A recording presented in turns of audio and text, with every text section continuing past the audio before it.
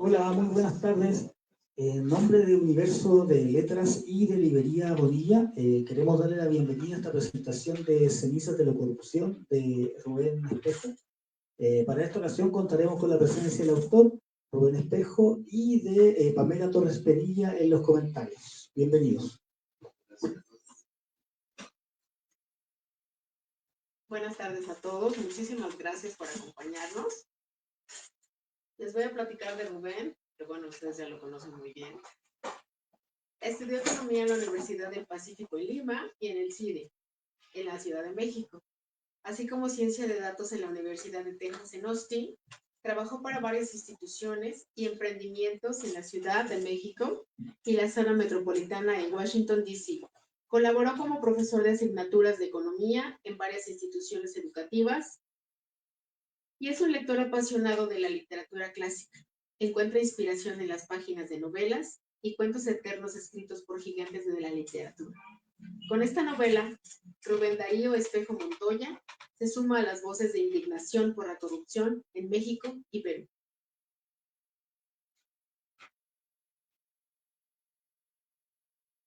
Ahora les pido por un momento que ignoren lo que está pasando y sientan la energía de la realidad que nos afecta. Imaginen una ciudad, la Ciudad de México, donde el majestuoso Popocatépetl escupe una lluvia de ceniza tóxica. Esa ceniza no es solo aire, es el símbolo perfecto de la corrupción que lo cubre todo, que lo emporca todo y que amenaza con sepultarnos. Es con inmenso honor que hoy presentamos una obra que se atreve a sumergirse en esa podredumbre. Cenizas de la corrupción, la nueva novela de Rubén Espejo.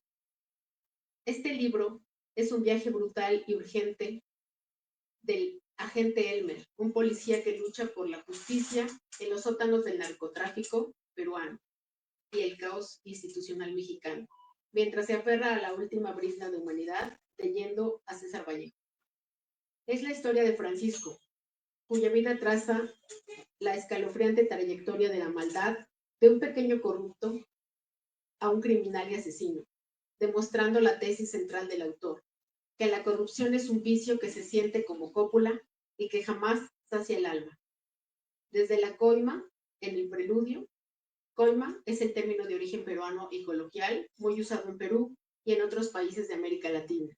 Significa que es un sinónimo de soborno, mordida o dádiva ilícita. Se refiere al dinero o regalo que se le entrega a una persona, generalmente un funcionario o autoridad pública, a cambio de que ésta realice o deje de realizar un acto contrario a sus deberes o a la ley, obteniendo un beneficio indebido. Hasta el enfrentamiento final del capítulo Revólver, la novela nos confronta con la cleptocracia del Inca, la brutalidad del narco en la frontera y las entrañas más oscuras del poder.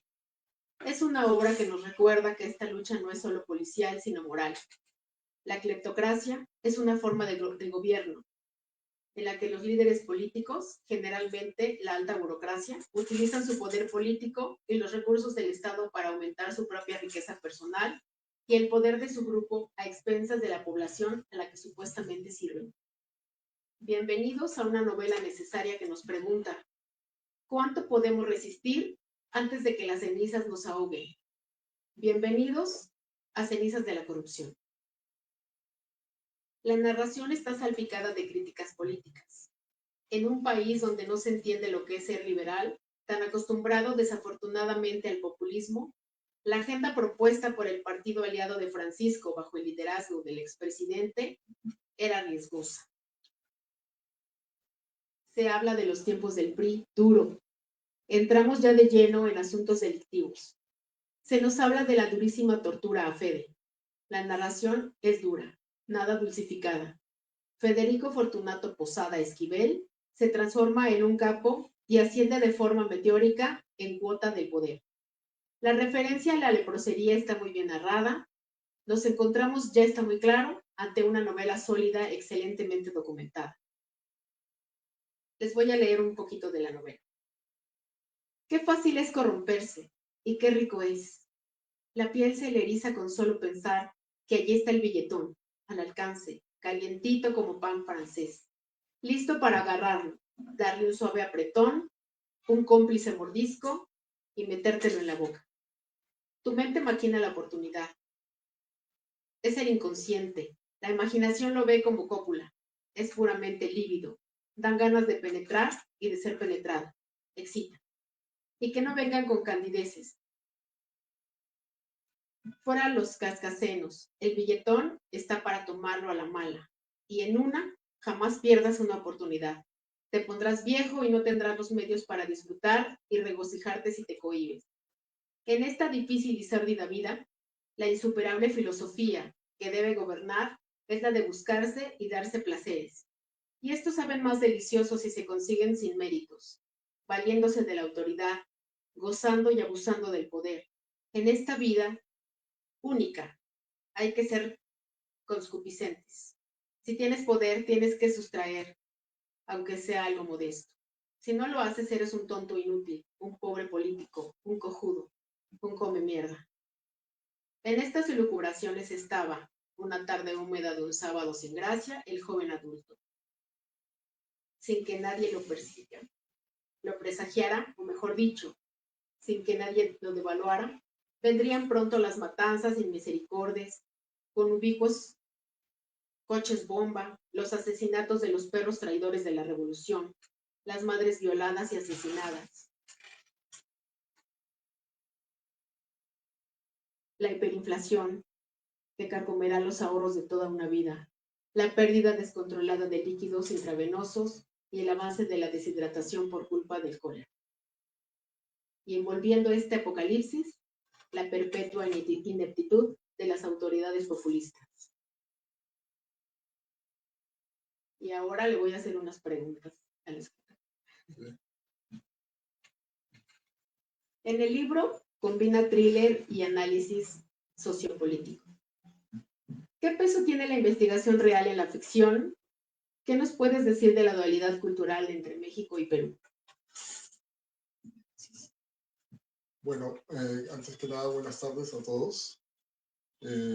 Gracias por acompañarme en esta presentación de Cenizas de la Corrupción, mi primera novela, publicada bajo el sello Universo de Letras de editorial, del grupo editorial Planeta.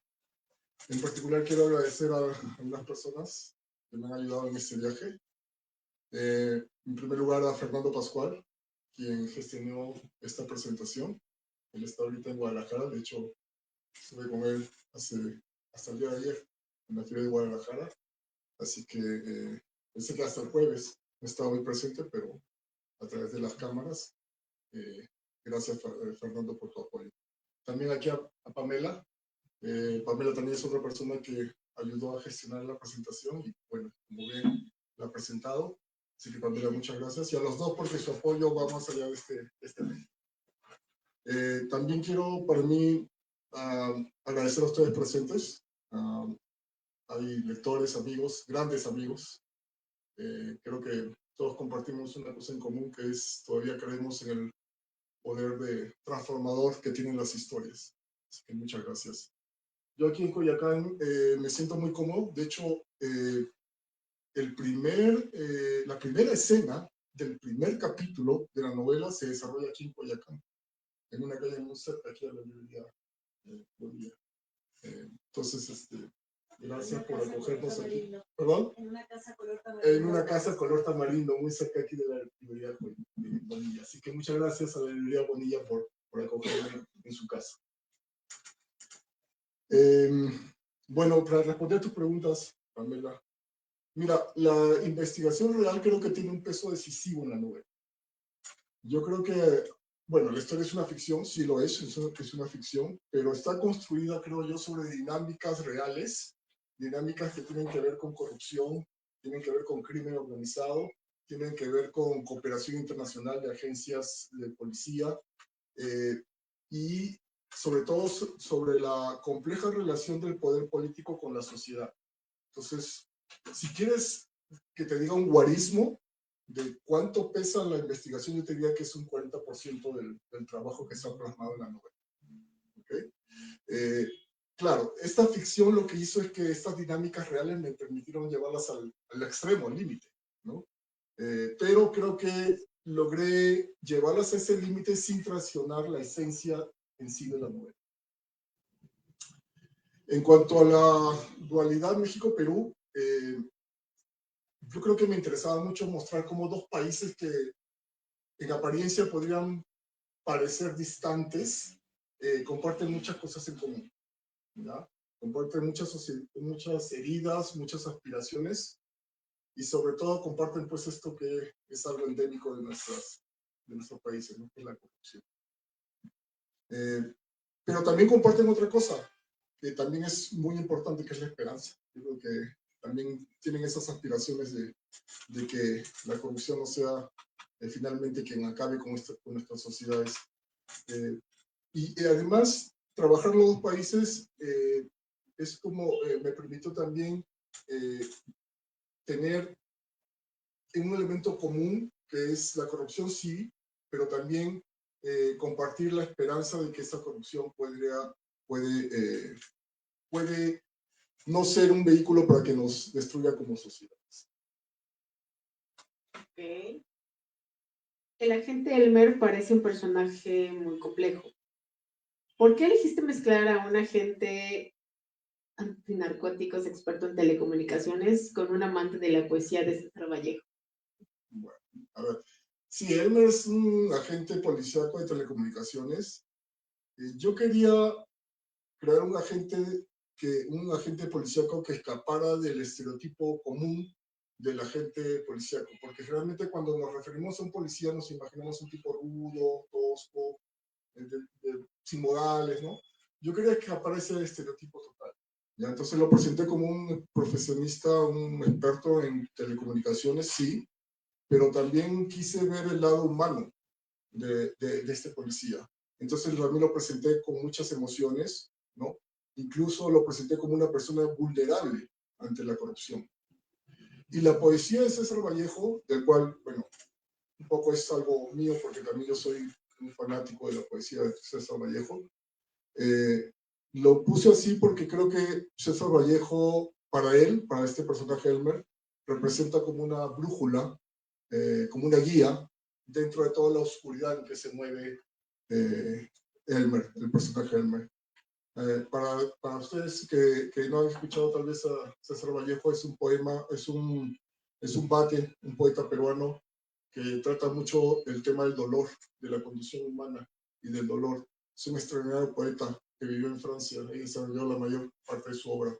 Entonces, yo soy un gran lector de César Vallejo, siempre me encantó su poesía de César Vallejo, y quise rendir un homenaje a César Vallejo a través de estos poemas que cito en la novela. Pero más allá de eso, y respondiendo, como te dije a tu pregunta, Pamela, la poesía de César Vallejo en la obra, y en particular de Elmer recitándola, es eso, ¿no? Es como una válvula de escape para Elmer, para que él sienta que hay una brújula, una luz, ¿no? Al final del túnel, en medio de toda la podredumbre, de toda esta oscuridad en la cual él desempeña su trabajo.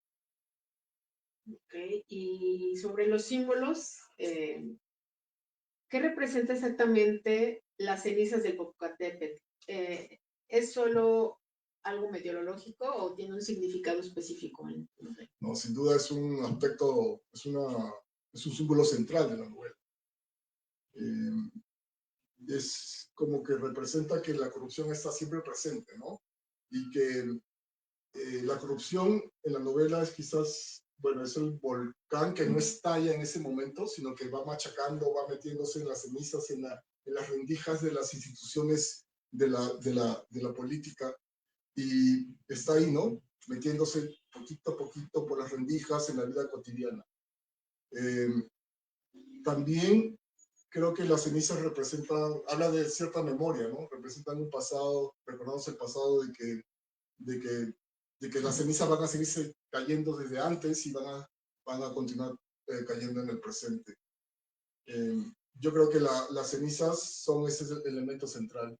Yo quise retratar a la Ciudad de México en ese ambiente de podredumbre que todo lo abarca. Entonces tomé esa representación del Popocatépetl ahí emitiendo esas cenizas.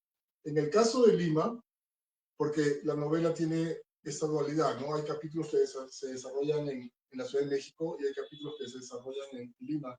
Lima, como sabemos, es la capital del Perú y está en la costa, ¿no? De cara al Pacífico. Entonces, en el caso de Lima, esa podredumbre, esa oscuridad la representé a través de la neblina que se alza desde el Pacífico, esa nubosidad, esa bruma que se levanta del Pacífico y que cubre todo Lima, ¿no? Esa es la otra analogía, el otro símbolo en el caso de Lima. En el caso de México, efectivamente, las cenizas del Popo.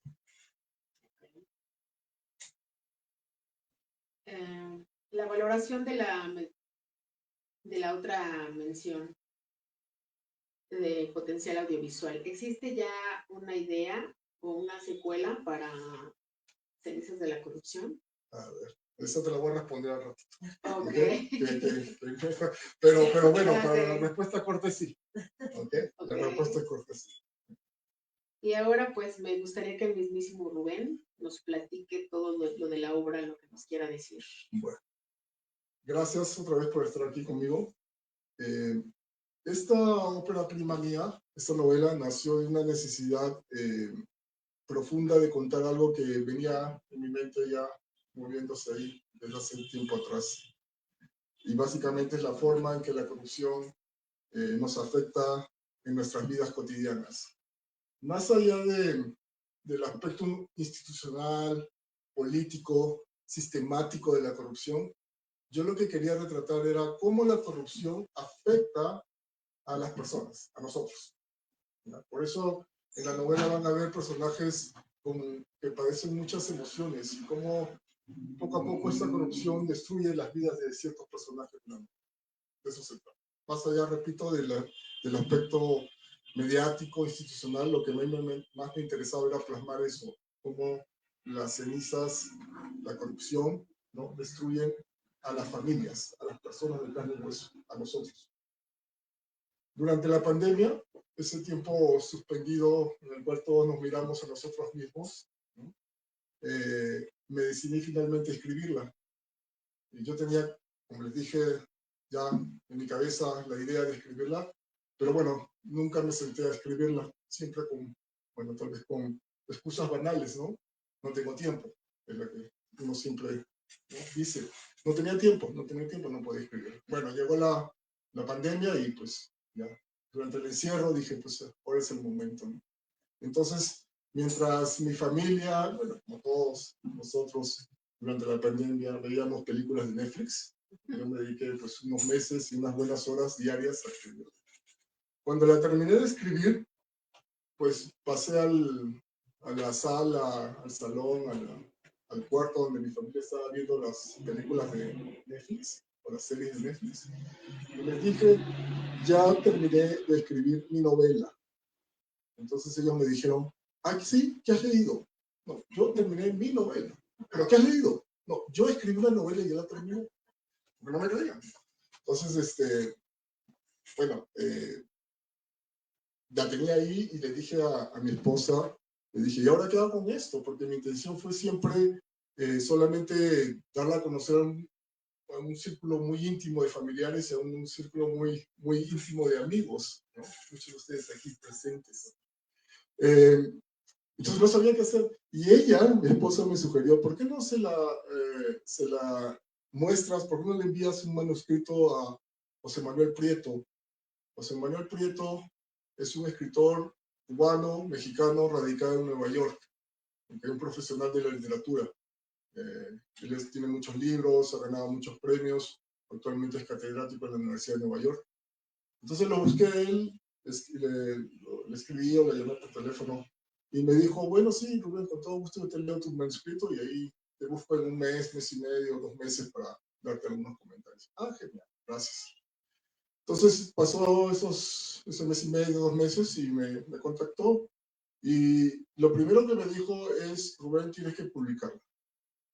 Porque como les dije, yo no tenía esas aspiraciones. Pero él me dijo, no, tienes que publicarla. Yo le dije, yo no soy un neófito en la materia, yo no sé cómo hacerlo, yo no sé cómo moverla, yo no sé dónde entrar, yo no sé nada de esto. Él me dijo, pues yo te voy a ayudar, yo te voy a echar la mano, yo te voy a contactar, yo te voy a decir cómo le tienes que hacer, yo te voy a guiar en este camino. Y así es como nació Cenizas de la Corrupción. Ahora, En cuanto a la trama, ¿por qué la corrupción? Bueno, yo venía de trabajar durante muchos años en instituciones de México y de Perú, ¿ya? En contacto con la política, la economía, el poder, ¿ya?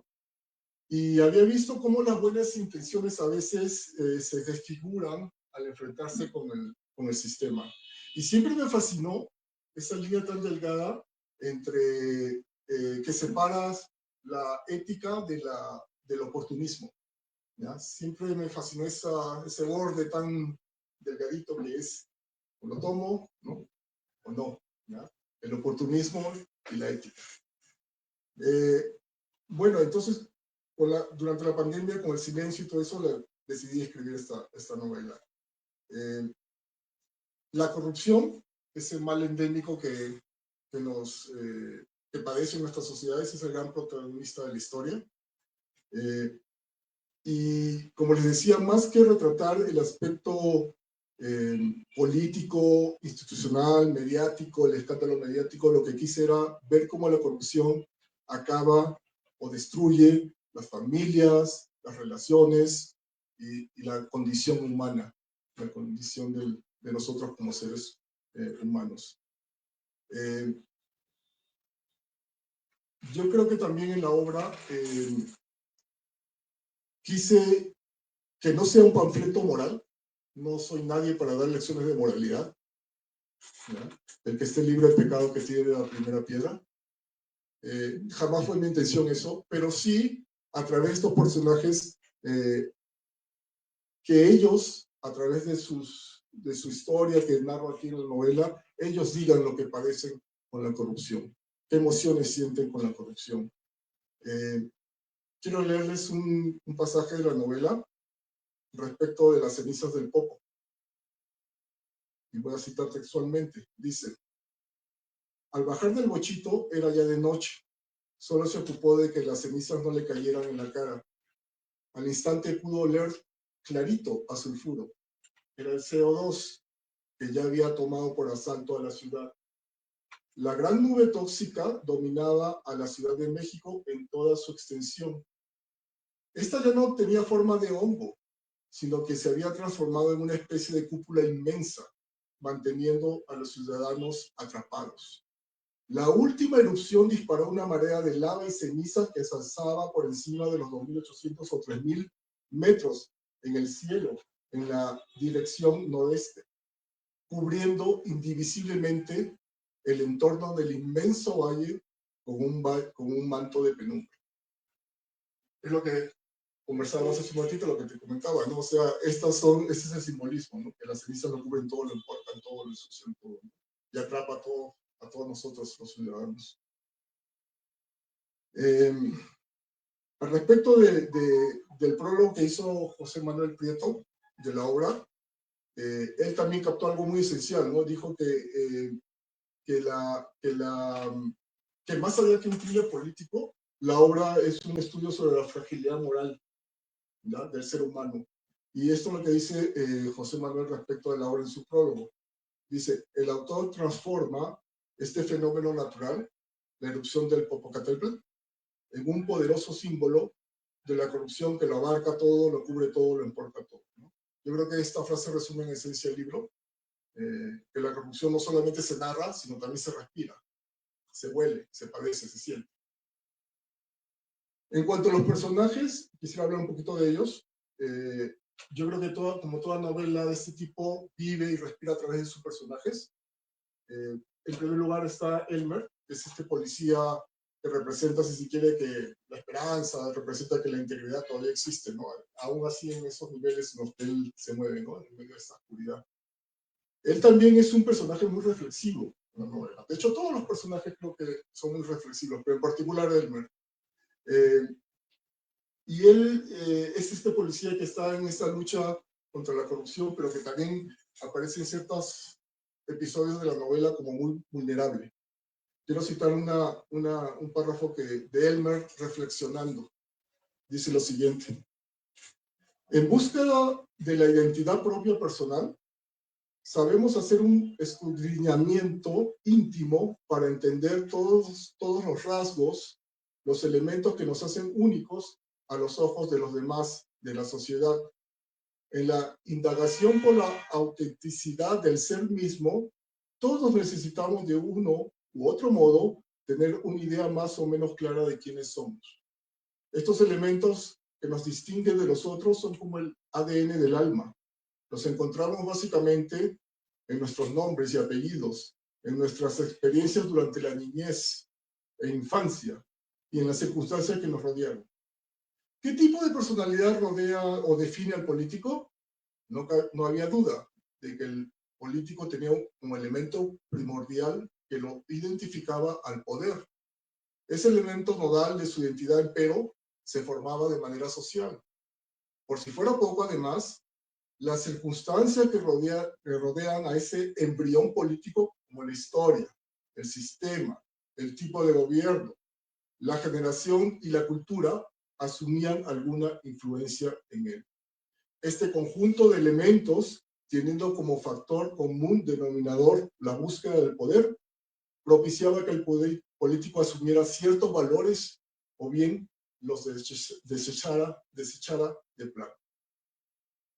Otro personaje que también es muy reflexivo y que forma, creo yo, la tríada de personajes principales es Carlos Alberto. Él es un personaje que siempre está atrapado entre la ética y la conveniencia, ¿no? Juan Manuel Prieto, el prologuista, dice que es el alter ego mío, ese personaje. Yo creo que tiene algo de razón, ¿no? Quiero citar a este personaje.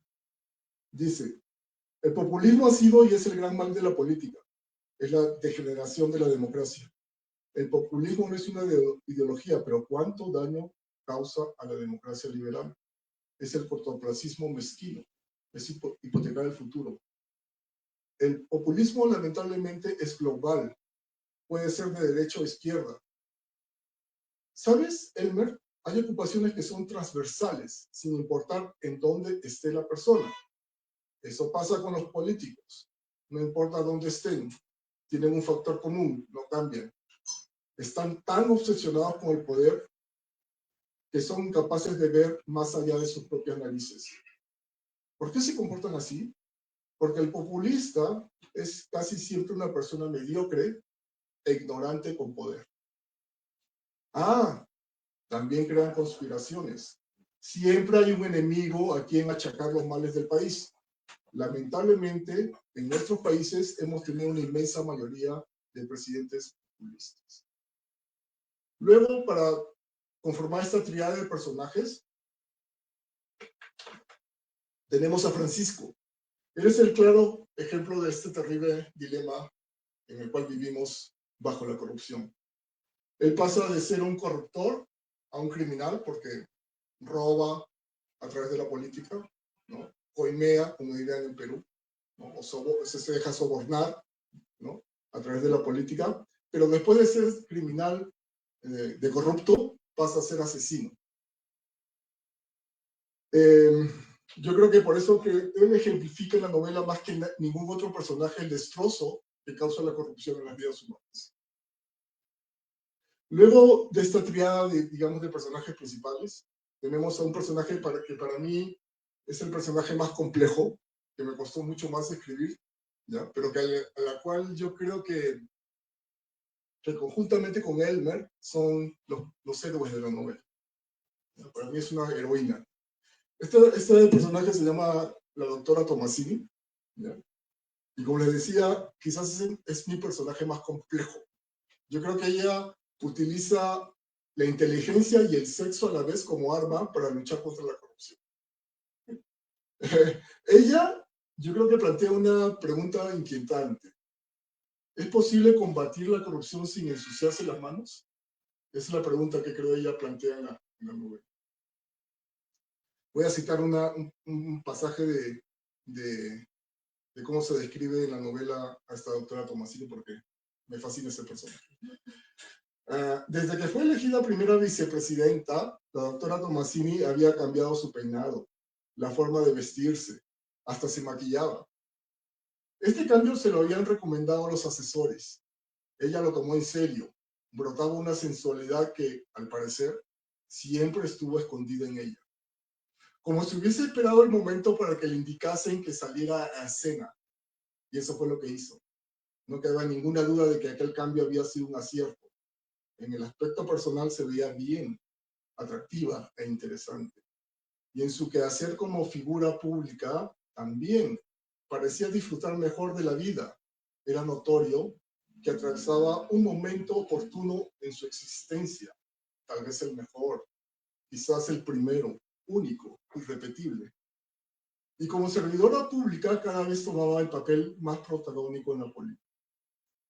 Yo creo que se puede decir, en resumen, que la autora Tomasini es una persona que se reinventó para hacer justicia a su mundo. Y alrededor de estos personajes principales giran otros personajes que también le dan mucha vitalidad a la novela. Está un narcotraficante, al cual llamé Nalga Cortada. ¿Por qué? Porque soy un fan de la película Cara Cortada de Brian De Palma. Y para poner una pizca de sarcasmo en la novela, porque hay escenas muy crudas, muy duras, para un poquito bajar la tensión a la novela, le puse esa pizca de sarcasmo al llamar a este personaje Nalga Cortada. También tenemos a la esposa de este personaje, Carlos Alberto, que es el protagonista de mi alter ego. Y ella, lo curioso, lo anecdótico de ella es que es un personaje que adora la Santa Muerte. A mí siempre me trajo curiosidad cómo este culto es tan extendido en México, ¿ya? Entonces quise comentar algo, decir algo en la novela sobre la Santa Muerte, sobre este culto. Y lo hice a través de este personaje que es la esposa de Carlos Alberto. También tenemos un empresario que es súper corrupto, ¿no? Y tenemos a una persona, una mujer llamada Genoveva, que tiene un final trágico. Todos estos nombres y otros que aparecen en la novela, creo que son piezas claves en este rompecabezas en que nadie, absolutamente nadie está limpio de la corrupción. En cuanto a la técnica narrativa y el estilo, yo desde un principio tuve muy claro de que tenía que haber una voz omnipresente contándonos la historia, ¿ya? Esta persona que lo ve todo, que lo sabe todo, que ha estado en todos los lugares, que sabe qué piensa, qué hace, qué respira, qué come cada persona. ¿Okay? Eso me quedó claro desde un principio. También quería que sea una narración de estilo cinematográfico. Quería utilizar dos locaciones. Lima, en Perú, y la Ciudad de México, aquí en México. Y quería que la obra se moviera como una cámara, que va de una locación a la otra. De hecho, por eso es que en la novela hay un capítulo dedicado a Lima, ¿no? Donde los personajes están haciendo, bueno, están viviendo en Lima, y otro capítulo, el siguiente, dedicado a México, ¿verdad? Donde los personajes están ahí en México. También quise que ambas ciudades sean, per se, dos personajes de la novela. Cuando ustedes la lean, van a ver referencias muy vívidas de la Ciudad de México y de Lima. Calles, cómo es su tráfico, qué se come, qué árboles hay, cómo se llaman las calles. Todo eso, el clima. Todo eso lo van a ver en la novela, lo van a leer en la novela, ¿ya? Quise que ambas ciudades fueran per se dos personajes de la novela. También creo que si bien en cada capítulo hay balazos, hay disparos, hay persecuciones, ¿no? También creo que hay mucha reflexión, ¿verdad? Yo creo que es una novela que combina el realismo crudo, muy crudo a veces, con un lirismo poético. Creo que tiene esa combinación y ese balance. Como les dije, no quería que sea un panfleto político ni moral, pero sí que sea una obra que hiciera sentir en el lector el conflicto moral que padecemos bajo el manto de la corrupción. Ahora sí, para responder a tu pregunta sobre lo que viene. Bueno, lo que quizás muchos no saben, no tienen por qué saberlo tampoco, ¿verdad? Es que Cenizas de la Corrupción es un libro pensado para que sea parte de una trilogía. Estoy escribiendo actualmente una secuela a la cual ya creo que tengo el nombre. Dicen que lo último que se escribe en una novela es el nombre de la novela, ¿no? Pero no sé, yo ya como que ya lo tengo y a ver si esto queda, ¿no? Quiero llamarla Herederos de la Peste, ¿ya? Y voy a moverla a nuestros personajes, aquellos que sobreviven de la primera novela, los quiero mover en el tiempo 15 o 20 años hacia el futuro, ¿ya? Y voy a introducir nuevos personajes que heredan de estos personajes que aparecen en Cenizas de la Corrupción, eso, la forma de cómo ellos viven en esta cultura de la corrupción, ¿no? Son nuevos personajes que serían la siguiente generación. Y mezclarlos con estos que sobreviven a esta novela, ¿ya? ¿Por qué? Porque yo desde un inicio, desde que escribí esta novela, la concebí como parte de un universo, ¿ya? Más amplio y con personajes que podrían crecer en el futuro y con dinámicas que podían expandirse en el futuro. Por eso es que creo que me da el material como para esta secuela. De hecho, yo cuando terminé de escribir le pasé el manuscrito al prologuista. Él me dijo, Rubén, sí, tienes que publicarla, pero te sugiero una cosa, tienes que cambiar el final. Porque yo he ideado otro final, ¿verdad? Y él me dijo, no, tienes que cambiarlo porque esto viene para más. Aquí puedes desarrollar mucho más. Entonces yo cambié el final y creo que sí. Creo que hay líneas narrativas muy amplias que se pueden expandir para la siguiente novela. Y así como se pueden expandir hacia el futuro, creo que también se pueden expandir hacia atrás, en elástico, ¿no? Entonces, cuando termine la secuela, voy a escribir una precuela, ¿ya? Donde voy a retratar a estos personajes de Cenizas de la Corrupción cuando están en su infancia, en su niñez e infancia, y cómo ellos heredaron de sus padres esto de la corrupción. Ese es el universo que he ideado y espero escribirlo. Bueno, sobre la que me comentaste de la adaptación, yo creo que sí, he tenido algunas conversaciones preliminares y creo que ahí está el interés, ¿no? A mí me entusiasma la idea de ver a Elmer y todos estos personajes ahí, ¿no? Que podrían cobrar vida en la pantalla. Me entusiasma eso, me emociona eso, ¿no? Y quisiera que eso se dé, ¿no? Lo único que hay que cuidar es que no cambie la esencia de la trama, ¿no? Pero sí, me entusiasma muchísimo ver a Elmer ahí en la pantalla, con la pistola, ¿no? A la doctora Tomasini haciendo gala de su sexo, ¿no? Para combatir la corrupción. Bueno, para terminar, quisiera tener una reflexión muy breve. Yo creo que podemos combatir la indiferencia, ¿ya? Cenizas de la Corrupción es mi forma de indignarme ante la corrupción, mi forma de decir, de no callarme, ¿ya? Creo que necesitamos volver a creer que la honestidad no es ingenuidad, ¿okay? Y que la ética no es debilidad, ¿okay? Repito, Cenizas de la Corrupción es mi forma, mi modo particular de indignarme ante la corrupción y de no quedarme callado y que la indiferencia no me consuma. Pues, muchas gracias a todos por estar aquí presentes. Gracias.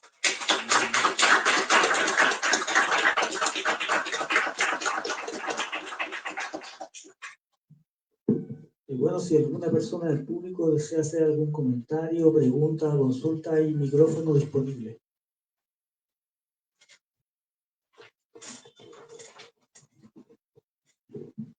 Buenas noches a todos. Una disculpa, Rubén, por llegar un poquito tarde, el tráfico siempre es traidor. Pero bueno, acabo de enterarme de la publicación de tu libro. Jamás hubiera pensado que un economista brillante pudiera migrar a estos terrenos, y ahora que te veo en el poquito rato que he estado acá en la reunión, pues traes ese léxico de los poetas, de los que están dedicados a estos temas, ¿no? Te felicito en primera instancia. Al final hacías un comentario sobre la corrupción, ¿no? Alguna vez escuché un término muy, muy interesante que decía, la corrupción también es, perdón, la honestidad también es rentable. Es decir, en nuestras sociedades, México es un ejemplo claro, Perú es un ejemplo claro, como otras sociedades latinoamericanas y en el mundo son ejemplos claros.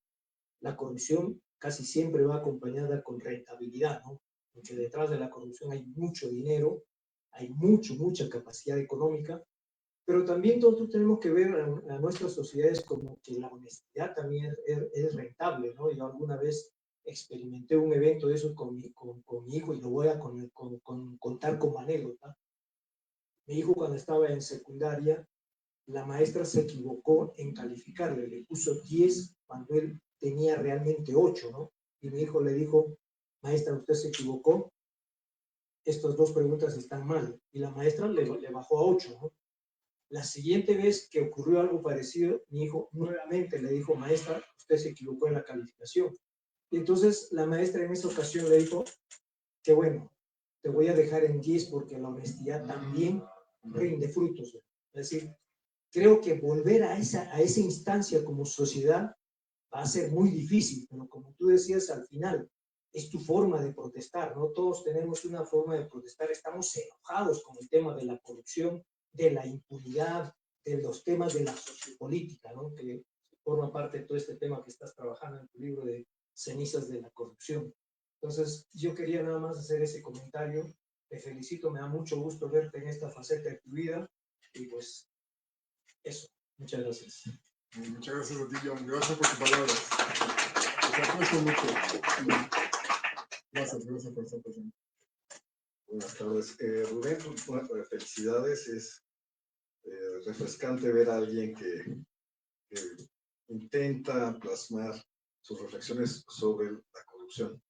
Y a futuro, como lo estás mencionando, la corrupción se vuelve cada vez más compleja, cada vez lleva temas de alto impacto, o sea, no nada más es el que sobornas a alguien por hacer algo fuera de la ley, sino los intereses y la forma en la que un sistema se conforma. Por ejemplo, ahorita creo que tenemos especialistas en medio ambiente, etcétera, ¿no?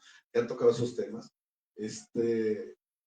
Y la parte energética y todos estos incentivos que pueden estar contrapuestos, el de transitar hacia, digo, es un ejemplo, hacia una economía, digamos, sostenible y de baja del CO2, va en contra también de otra rentabilidad de las empresas, digamos, que generan esto, ¿no? Entonces, el resolverlo de una manera transparente y con rendición de cuentas, que no exista esta corrupción, ¿no? Lo hace cada vez más complejo, ¿no? Entonces, los fenómenos van más allá todavía de entender la formación, evidentemente, en casa, pero también del mismo sistema que se vuelve complejo y que tiene incentivos completamente contrapuestos, ¿no? Y parece que el equilibrio o la decisión óptima no sucede con un juego limpio, ¿no? Entonces, nuevamente, felicidades, que bueno, gracias por acá. Mira, de acuerdo, o sea, cada vez se va volviendo más compleja la forma en que la corrupción permea, ¿no? Porque también decía yo, ¿no? O sea, cada vez hay formas más sofisticadas, ¿no? De la corrupción, eso es un hecho, ¿no? Bueno, pero también creo que podemos encontrar formas sofisticadas de combatir la corrupción, ¿no? Esta secuela que estoy escribiendo que se llama, que quiero titular Herederos de la peste, es eso, ¿no? Decir, mira, la corrupción se hereda, ¿no? Es una padecemos, nuestra generación que está padeciendo la corrupción es porque la generación que vino antes que nosotros nos dio esto, nos pasó esto, nos heredó esto, ¿no? Pero entonces, si es nuestra generación la que estamos viviendo, deberíamos también hacer algo para la generación que viene, ¿no? Es un poco también, un poquito el mensaje, ¿no? Podemos encontrar formas más sofisticadas, si se quiere, que debemos transmitir a la siguiente generación para tratar de combatir la corrupción. Insisto, yo no soy nadie para decir qué es lo que hay que hacer, qué es lo que no hay que hacer. No es una novela moral, pero sí creo que merece una reflexión en el sentido de que siempre hay una salida, ¿no? Una esperanza. ¿Algún otro comentario, consulta, pregunta?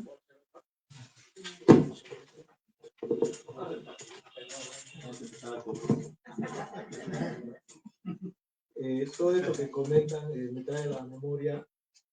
Fíjate, escogiste dos países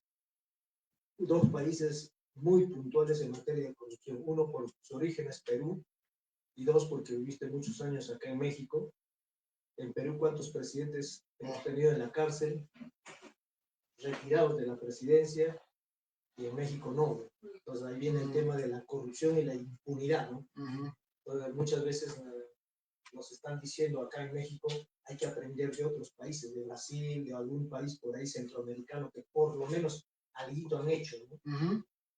Y todo esto con todo esto me viene a la memoria unas grandes frases célebres que tenemos en México, ¿no? Desde hace muchos tiempos, ¿no? Una frase que a mí me molesta mucho y me agrede, me ofende como ciudadano es: el que no tranza no avanza, ¿no? Cuando mi hijo entrenaba fútbol acá en la Ciudad de México, cuando tenía 12 años tal vez, estaban jugando un partido frente a otro equipo, y el niño de otro equipo hizo una trampa, ¿no?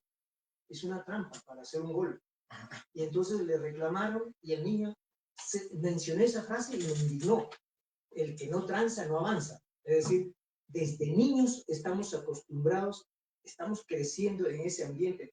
Ya se hizo esto cultural, ¿no? Aunque digan que no es cultural, no, es muchos políticos dicen, esto no es cultural. Sin duda. Ya se hizo cultural porque desde la niñez estamos creciendo en ese ambiente.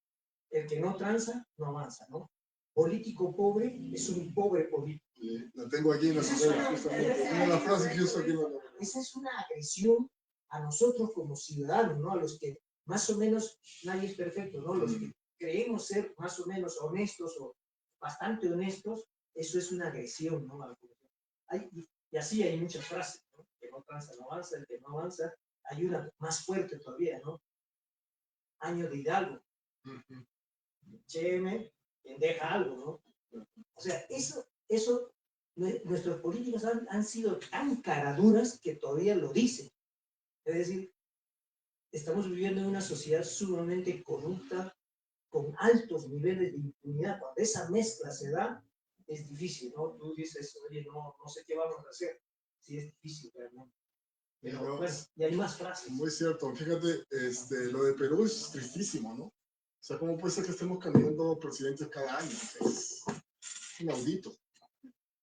Pero también, por otro lado, es lo que tú dices. O sea, dices, pero parece que se está combatiendo la impunidad, porque estos terminan en el bote, en la cárcel, ¿verdad? Entonces hay como... Algo bueno. Algo bueno, exacto. Algo bueno. Exactamente. ¿Y en la secuela? ¿Sí va a haber peste o hay esperanza? Va a haber mucha peste. Va a haber mucha peste porque la quiero escribir en el ámbito de la pandemia, de hecho. Y la corrupción va a estar ahí con las vacunas y todo lo que padecimos durante la pandemia del COVID-19. Pues sí, va a haber mucha peste, pero también al final va a haber esperanza. Sí, no, siempre tiene que haber. Sí. No quiero que sea una novela tampoco con un final feliz, ¿no? Siempre, no, esa novela no. Pero sí que el lector sepa reflexionar de que hay una luz ahí. Yo quería preguntarte, digamos, normalmente los escritores siempre señalan que para escribir tienen algunos ciertos ritos, disciplinas, horarios. No sé, alguna vez escuché que comían lo mismo durante 3 meses, 4 meses, 5 meses. No sé si escuché a García Márquez o Vargas Llosa. ¿Cómo enfrentas esta, digamos, diferente estado situacional, ¿no?, para escribir sobre el mismo tema, pero en diferentes circunstancias? Porque una cosa es estar en el COVID, encerrado, probablemente pues bajo una tensión distinta, ¿no?, bajo una amenaza que también amenaza tu vida, y eso puede provocarte, digamos, unas expresiones, otras emociones, otras formas de expresarte.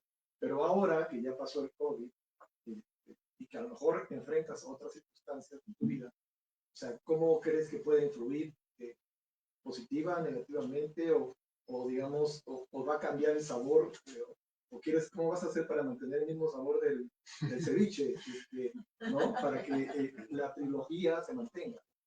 Buenísimo. ¿Qué pregunta? A ver, sin duda los ritmos son distintos, ¿no? Durante la pandemia el ritmo de nuestras vidas fue distinto al ritmo que tenemos ahora, que teníamos antes, ¿no?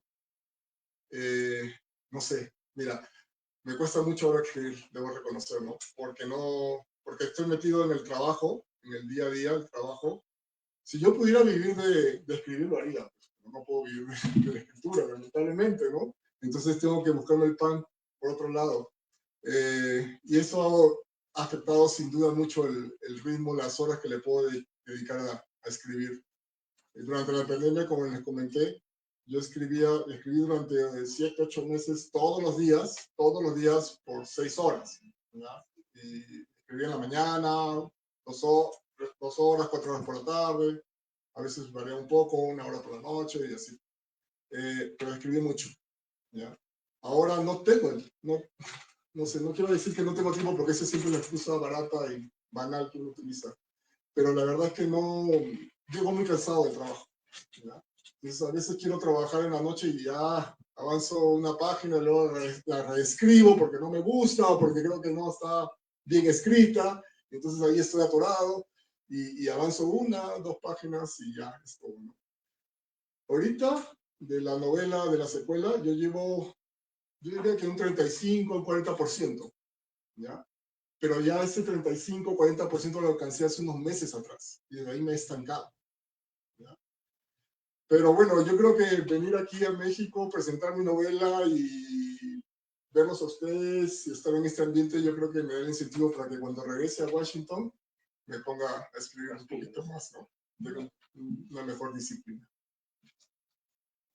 Yo también quiero contar.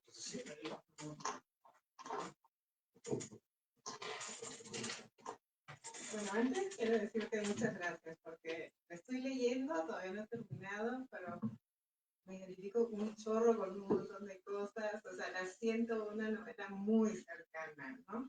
A estos tratamientos que hacen entre Lima y México, con dichos que se dicen acá y los estás allá, no sé, me siento súper identificada, entonces yo te agradezco mucho porque lo siento como un regalo. Y bueno, la otra duda que tenía era, ¿cómo fue tu proceso en la primera novela? ¿Ya la tenías pensada? ¿Ya sabías la trama? ¿Se va construyendo en el proceso? ¿Cómo es? Claro que sí, Mónica.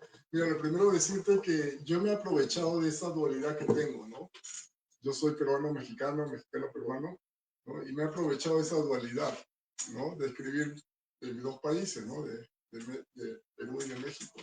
Y creo que sí, eso, yo diría que he sabido aprovechar esa dualidad ciudadana que tengo, afortunadamente. Lo otro es, tenía la idea la idea primordial de la trama de mucho tiempo atrás, ¿ya? Yo quería escribir algo de corrupción, ¿ya?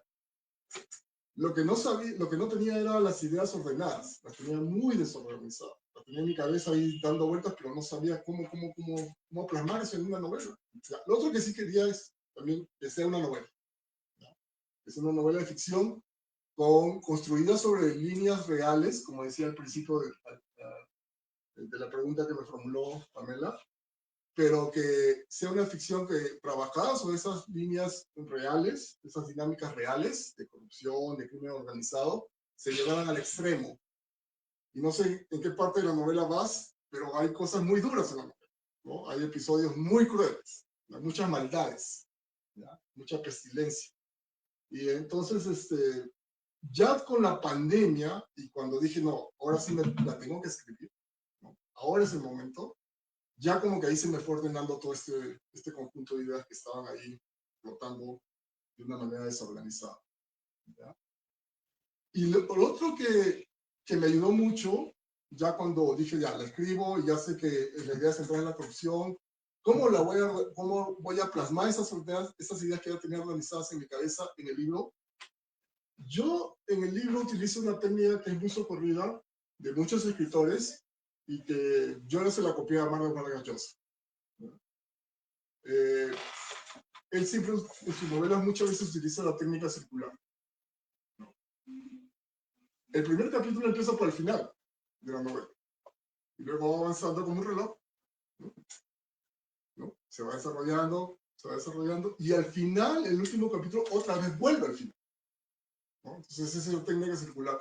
Eso se lo copié de muchos escritores, pero principalmente de Vargas Llosa, esa técnica. Y esa técnica me ayudó muchísimo a organizar esas ideas que tenía ahí dispersas.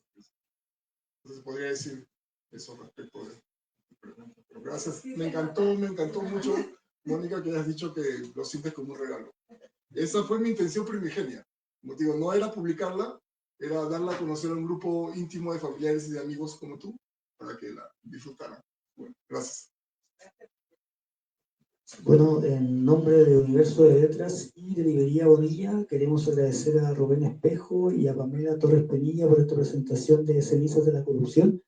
También aquí al público presente, hay ejemplares del libro sobre el mostrador por si a alguno le interesa. Muy buenas tardes. Gracias.